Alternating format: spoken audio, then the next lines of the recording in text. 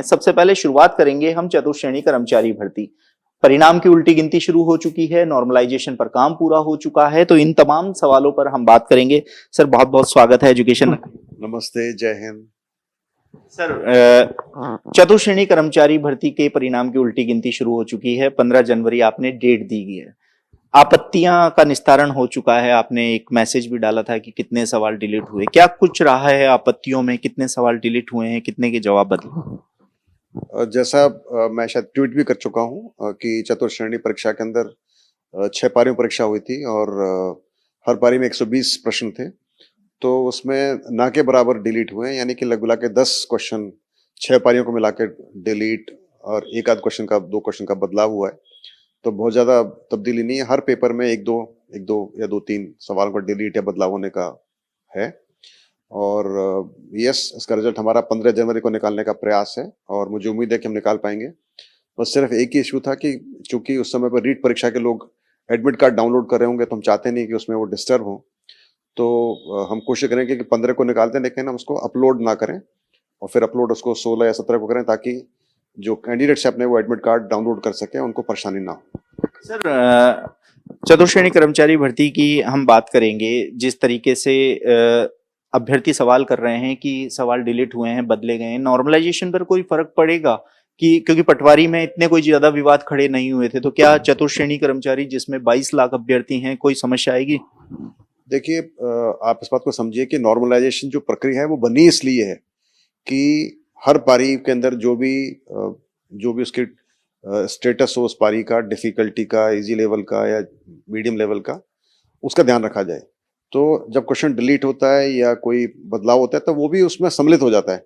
यानी कि वो एक इंक्लूसिव प्रक्रिया है जिसके अंदर जो नॉर्मलाइजेशन करती है शिफ्ट्स का। तो जो भी आपकी डिग्री ऑफ डिफिकल्टी रही हो या आपकी पारी में कोई क्वेश्चन डिलीट हुआ हो या क्वेश्चन बदला हो, उस सब को वो संज्ञान लेते हुए नॉर्मलाइजेशन प्रक्रिया की जाती है। और अभी हम इक्वी परसेंटाइल प्रक्रिया का इस्तेमाल करेंगे, जो कि हम पहले कर चुके हैं जेल प्रहरी परीक्षा में और उसके पहले हम पटवारी परीक्षा में। और मुझे बहुत खुशी है बताते हुए कि किसी भी प्रकार की कोई परेशानी महसूस नहीं हुई, ना कोई किसी प्रकार का रिप्रेजेंटेशन इन दोनों परीक्षाओं में आया।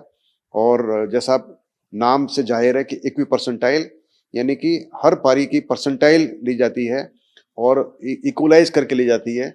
और इसका जो एक बहुत ही मोटे शब्दों में बोला जाए तो इसका मतलब ये होता है कि जिस पारी में जितने कैंडिडेट उपस्थित थे, उसी के अनुसार उस पारी से सिलेक्शन होता है।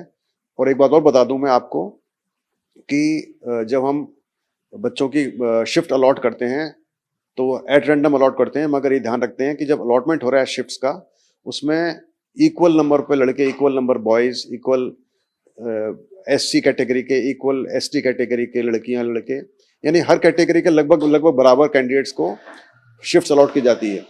और उसी प्रकार से जब सिलेक्शन होगा, उसका भी सिलेक्शन भी इक्वी पर्सनल का यही फॉर्मूला है कि उसमें भी लगभग लगभग बराबर बच्चे परसेंटेज के हिसाब से सिलेक्ट होते हैं हर पारी से। और उस पारी के अंदर भी लगभग लगभग सेम परसेंटेज एससी लड़के, एससी गर्ल्स, ईडब्ल्यूएस लड़के, जनरल कैटेगरी जो भी है, उस सब का लगभग बराबर रिप्रेजेंटेशन होता है।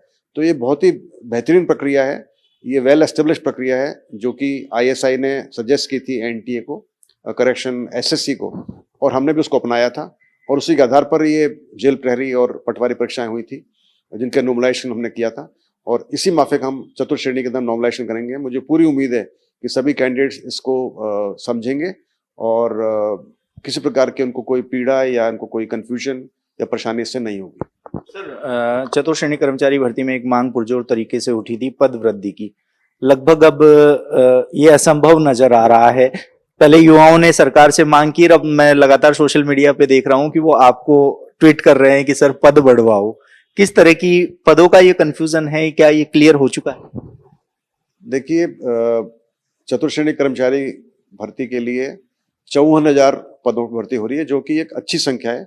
इससे पहले आज तक कोई भी परीक्षा, कोई भी भर्ती राजस्थान के इतिहास में इतनी बड़ी नहीं हुई।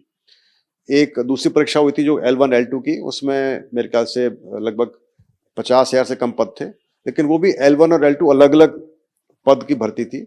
लेकिन ये पहली अकेली ऐसी भर्ती जिसमें एक ही पद के ऊपर 54,000 कैंडिडेट्स को हम सेलेक्ट करेंगे। तो ये पहले से ही काफी बड़ी परीक्षा है और सरकार ने बहुत ही पहले से ही इतने नंबर्स जुटा के ये परीक्षा करवाई है, तो ये मुझे लगता है कि अपने आप एक इतिहास बनने वाला है।